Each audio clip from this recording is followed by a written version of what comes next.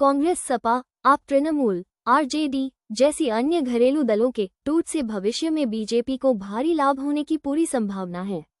राघव चड्ढा के आप से निकलना भविष्य में बहुत लाभ होने वाला है। जैसे कांग्रेस से निकलकर ज्योतिरादित्य सिंधिया और हिमंता शर्मा के समान श्रेष्ठ पद और इज्जत मिल सकती है। कांग्रेस और आप पार्टी से जो भी निकलकर अपना भाग्य आजमाना चाहेगा उसका साथ बीजेपी देगी। भारत और बीजेपी के ग्रहों से ज्ञात होता है कि इंडिया गठबंधन टूट के कगार पर है। 2027 से 29 के बीच भविष्य में बीजेपी और एक नई पार्टी ही रह पाएगी। आप और कांग्रेस से अनेक एमएलए एमपी निकलकर बीजेपी का साथ पकड़ेंगे। यही कहानी तृणमूल जैसी पार्टियों का भी होने वाला है। मतलब इंडिया गठबंधन का नमो निशान मिट जाएगा। सूर्य और गुरु, राहु, केतु, शनि ग्रहों का प्रभाव देश हित में लाभदायक होने वाला है।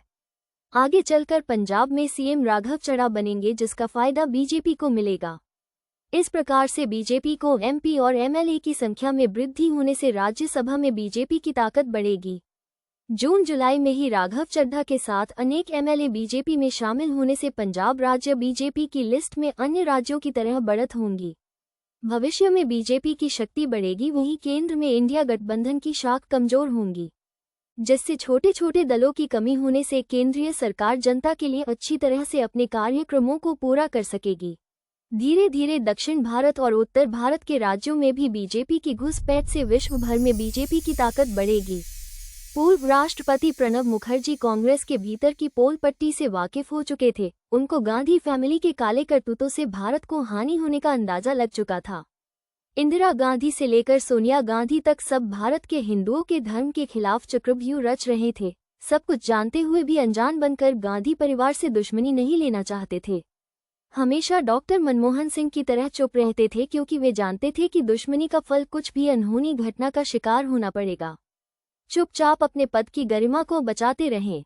आरएसएस की बृहद शाखा सम्मेलन में मोहन भागवत के आमंत्रण में शामिल हुए थे, जिससे सोनिया गांधी राहुल गांधी को बुरा लगा था, लेकिन खुलकर राहुल गांधी कोई विरोध नहीं जताया।